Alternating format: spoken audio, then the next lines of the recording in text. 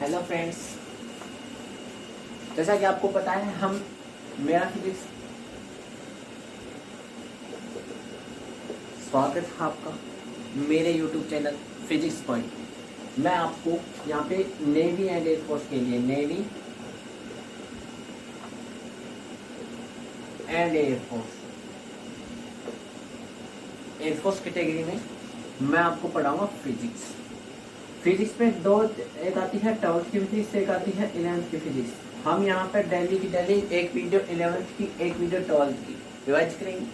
ठीक है, डेली की डेली आपको एक क्लास 11th की, एक 12th की क्लास प्रोवाइड की जाएगी। तो वीडियो अच्छी लगे तो चैनल को सब्सक्राइब करना, वीडियो को लाइक करना। हम सबसे पहले स्टार्ट करते हैं 12th की फिजिक्स। इसमें पहला चैप्टर है आवेश या चार्ज। क्या है? आवेश या चार्ज।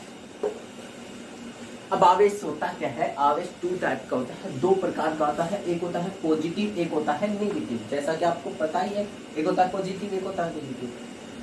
नेगेटिव दोनों धनावेश, इसको बोलते हैं धनावेश, इसको बोलते हैं ऋणावेश। एक होता है धनावेश, एक होता है ऋणावेश। दोनों के मध्य जब दोनों समान प्रकृति के होंगे, दोनों आवेश समान होंगे, एक दोनों के दोनों क्या होंगे? समान होंगे। मतलब या तो ऋणावेश, ये भी ऋणावेश, ये धनावेश तो ये भी धनावेश होंगे। तो इनके मध्य कौन सा बल लगेगा? इनके मध्य लगेगा प्रतिकर्षण बल।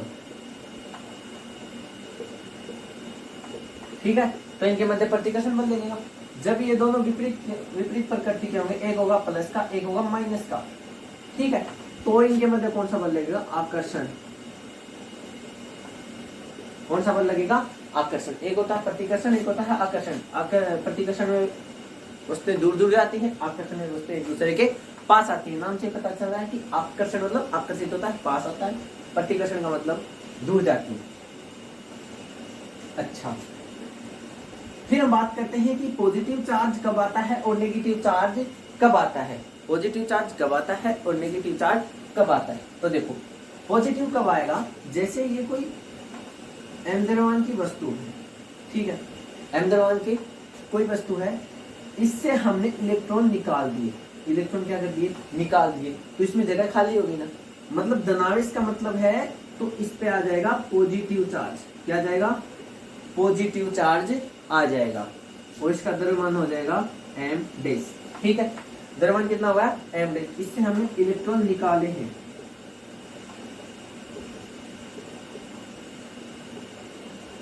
इससे हमने इलेक्ट्रॉन निकाले, तो इसमें खाली स्पेस बच गया। वो क्या हो गया? वहां पे आ जाएगा पॉजिटिव चार्ज। फिर ये है पॉजिटिव आ गया। फिर इसी गुटके को, इसी वस्तु को हमने इलेक्ट्रॉन दिए हैं, मतलब इलेक्ट्रॉन दे रहे, तो इस पे कौन सा चार्ज आएगा? नेगेटिव। मतलब जब किसी वस्तु से इलेक्ट्रॉन निकालते हैं या इसमें इलेक्ट्रॉन की कमी हो जाती है तो क्या होता है? कौन सा चार्ज आता है? पॉजिटिव। और जब उससे इलेक्ट्रॉन दे रहे हैं तो इलेक्ट्रॉन्स की अधिकता हो जाती है, तो कौन सा चार्ज आता है? नेगेटिव। समझे? तो अधिकता है इसमें अधिकता है, इसमें क्या है? कमी। इसमें है अधिकता, इसमें है कमी। ठीक है, तो द्रव्यमान इसका हो जाएगा m'। अब बात करूं मैं कि पहले इसका द्रव्यमान m था, जब इसको पॉजिटिव चार्ज दिया तो इसका द्रव्यमान होगा m'। पहले द्रव्यमान इसका m था, जब इसको नेगेटिव चार्ज दिया तो इसका द्रव्यमान होगा m'। तो बात करें हम m' और m के मध्य क्या रिलेशन होगा? इसका ज्यादा होगा, किसका कम होगा? तो सॉरी, m है।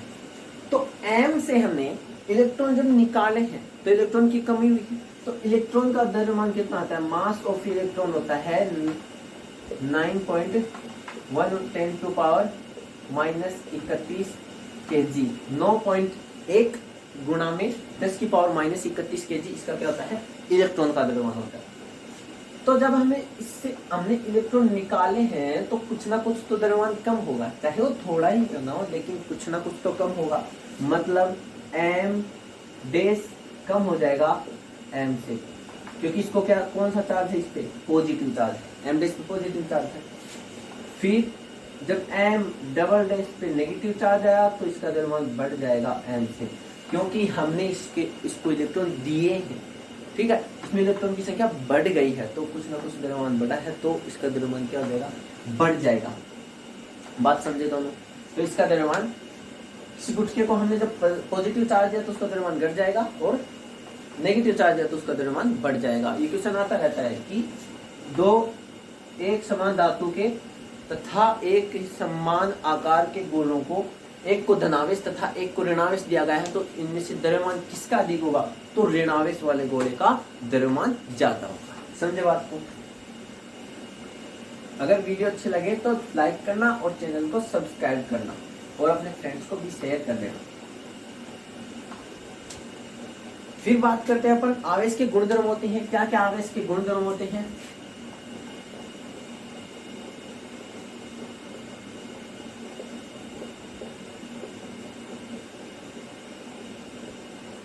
आवेश के गुणधर्म।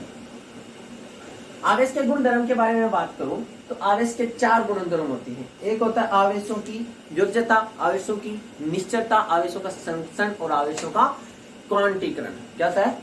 आवेशों की, पहला है आवेशों की योज्यता। आवेशों की योज्यता। क्या होता है आवेशों की योज्यता? आवेशों की योज्यता का मतलब है कि आवेशों का बीजगणितीय योग संभव है कि ये प्लस क्यों आवेश है, ये माइनस क्यों आवेश है, ये +3 क्यों आवेश है, ये -2 क्यों आवेश है। तो इस निकाय का टोटल चार्ज कितना हो जाएगा? 3 और 1 +4 क्यों और -3 क्यों, टोटल चार्ज कितना बच जाएगा? 3 में से क्या +1 क्यों, ये बच जाएगा। तो ऐसे क्या है कि आवेशों का बीजगणितीय योग संभव है।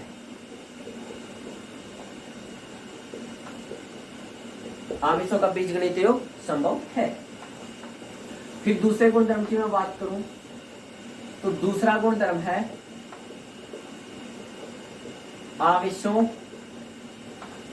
की निश्चलता। आवेशों की निश्चलता, ये गुणधर्म इंपॉर्टेंट है। बात करूं आवेशों की निश्चलता का क्या मतलब है?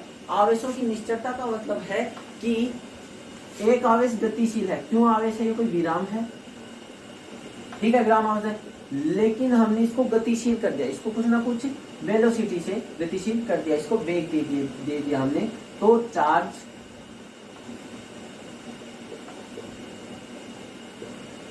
वही रहेगा। मतलब चार्ज पर गति का कोई प्रभाव नहीं पड़ता है। बात सीधी सी है कि +3 क्यों आवेश स्थिर आवेश है। जब हमें इसने 10 मीटर प्रति सेकंड के वेग से गतिशील कर दिया तो चार्ज कितना होगा? +3 क्यों ही होगा, आवेश पर कोई प्रभाव नहीं पड़ेगा। ये होता है आवेशों की निश्चलता का गुणधर्म। तीसरा आता है आवेशों का संरक्षण। आवेशों का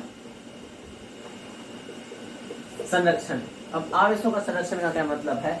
आवेशों का संरक्षण है कि आवेश को न तो नष्ट किया जा सकता है और न ही उत्पन्न किया जा सकता है। एक वस्तु से दूसरी वस्तु के ऊपर स्थानांतरित हो सकता है। आवेश, आपको अच्छी तरह से पता है कि आवेश न तो नष्ट होता है न उत्पन्न होता है। एक वस्तु से दूसरी वस्तु को हम आवेश दे सकते हैं। तो ये हो जाएगा आवेशों का संरक्षण। चौथा आता है अपना आवेशों का क्वांटीकरण। आवेशों का क्वांटीकरण, ये भी सबसे ज्यादा इंपॉर्टेंट है कि पहली बात तो है कि आवेश की क्वांटम पद्धति की स्थापना किस प्रयोग के द्वारा हुई थी? आवेश की क्वांटम पद्धति की स्थापना मिल्लिकन के तेल बूंद प्रयोग से हुई थी। आवेश की क्वांटम पद्धति की स्थापना किससे हुई थी? मिलिकन के तेल बूंद प्रयोग से आवेश की क्वांटम पद्धति की स्थापना हुई थी। अब मिलिकन ने क्या बताया कि किसी भी वस्तु को दिया गया न्यूनतम आवेश इलेक्ट्रॉन के आवेश के बराबर होता है। 1.6 गुणा 10 की पावर माइनस 19 कूलम, ये होता है इलेक्ट्रॉन का आवेश। और किसी भी वस्तु को दिया गया न्यूनतम आवेश है, क्या है? न्यूनतम आवेश, मतलब इससे कम आवेश नहीं दिया जा सकता। सबसे कम आवेश दिया जाएगा 1.6 गुणा 10 की पावर माइनस 19। फिर इन्होंने क्या बताया कि किसी भी वस्तु को दिया गया आवेश इलेक्ट्रॉन के आवेश का पूर्ण गुणज होता है। मतलब किसी वस्तु को हमने चार्ज दिया Q, तो वो इलेक्ट्रॉन के आवेश का पूर्ण गुणज होता है। Q is equal to Ne, Q is equal to Ne। किसी भी वस्तु को दिया गया आवेश इलेक्ट्रॉन के आवेश का पूर्ण गुणज होता है। वो है पूर्ण गुणज।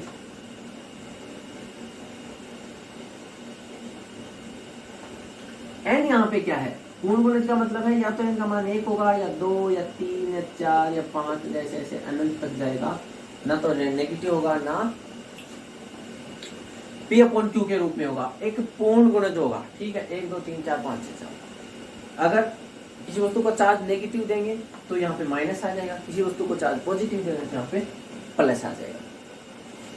तो ये बात करूँ या मैं बोल रहा हूँ आपको कि यदि हम किसी वस्तु को 1 कूलम आवेश दे दें, 1 कूलम धनावेश दे दें, सेकंड लिखेगा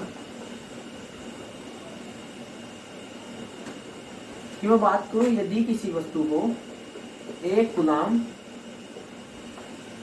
धनावेश दे रहे हैं, 1 कूलम धनावेश हम किसी वस्तु को दे रहे हैं, तो धनावेश दे रहे हैं तो आपको मैंने शुरू में ही बता दिया कि जब किसी वस्तु को पॉजिटिव चार्ज दे रहे हैं तो उससे इलेक्ट्रॉन्स निकालने पड़ेंगे। अरे इलेक्ट्रॉन्स निकालने पड़ेंगे तो धनावेश आएगा। तो ये पूछ रहा है कि किसी वस्तु को 1 कूलम आवेश देने के लिए उससे कितने इलेक्ट्रॉन निकालने पड़ेंगे। तो देखो Q is equal to N, अपने को फॉर्मूला पता है। N की वैल्यू ज्ञात करनी है, Q की वैल्यू कितनी है? 1 कूलम। E की वैल्यू 1.6 गुणा 10 की पावर माइनस 19 मैंने आपको बता दिया। इसका भी कूलम, इसका भी कूलम से coulomb cancel. N is equal to 1/, अब मैं इसका 1.6 को हटाऊंगा तो यहाँ पे कितना आ जाएगा? 10। फिर 1 का 0 में ऊपर लेगा, यहाँ पे कितना बच गया? 100। और यहाँ पे कितना बच गया? 10 की पावर 18। और यहाँ पे कितना बच रहा है? 16। 16 छिक्के 96, 16 छिक्के 96 पॉइंट, 16 दूनी 32, 16 पंजू 80, 10 की पावर 18, मतलब 6.25 गुना 10 की power 18 electron. 6.25 into 10 to power 18 electron. 6.25 गुना 10 की पावर 18 इलेक्ट्रॉन उस वस्तु से निकालने होंगे।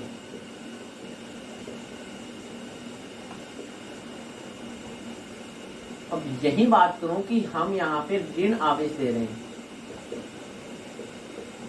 ऋण आवेश दे रहे हैं हम किसी वस्तु को, तो ऋण आवेश दे रहे हैं तो इतने इलेक्ट्रॉन उसको देने होंगे। इतने इलेक्ट्रॉन हम जब उसको देंगे तो उस पे क्या आएगा? 1 कूलम आवेश आ जाएगा। और कैसा? ऋण आवेश, 1 कूलम ऋण आवेश उसके ऊपर आ जाएगा। फिर बात करें हम कि किसी भी वस्तु का आवेश दिया कैसे जा सकता है, किसी भी वस्तु का आवेश कैसे दिया जा सकता है, एक वस्तु से दूसरी वस्तु पर आवेश कैसे स्थानांतरित हम कर सकते हैं। तो पहली बात है कि चालन द्वारा आवेशन, मतलब किसी 2 चालकों को हम जोड़ सकते हैं। इस चालक पर पॉजिटिव चार्ज है तो इस चालक को हमने एक तार के द्वारा जोड़ दिया, तो ये चालन के द्वारा आवेशन। तो इस वस्तु से इस वस्तु में आवेश आ जाएगा आसानी से, आपको चित्र। फिर सबसे महत्वपूर्ण बात है प्रेरण द्वारा आवेशन। प्रेरण द्वारा आवेशन, प्रेरण द्वारा आवेशन क्या होता है कि हमने किसी वस्तु, ये वस्तु ली जैसे, ठीक है, इस पर क्या चार्ज है? पॉजिटिव।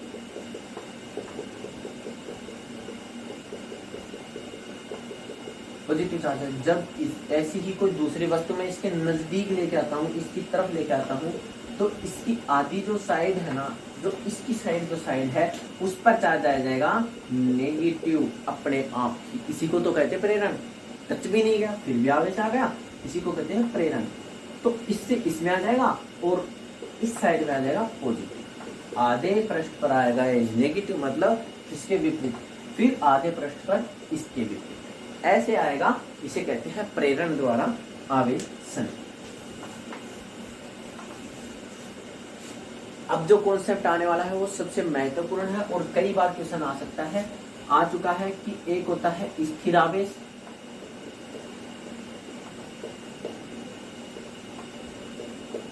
एक होता है गतिशील आवेश एक समान वेग से,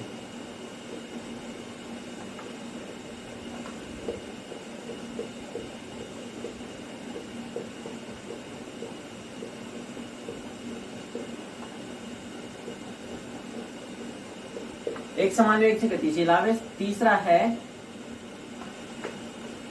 असमान वेग या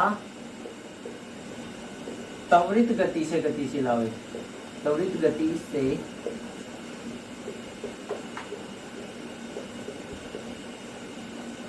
गतिशील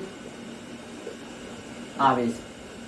एक स्थिर आवेश, एक समान वेग से गतिशील आवेश, असमान वेग या त्वरित गति से गतिशील आवेश। तो स्थिर आवेश क्या होता है? स्थिर आवेश केवल विद्युत क्षेत्र उत्पन्न करता है, केवल विद्युत क्षेत्र उत्पन्न करता है।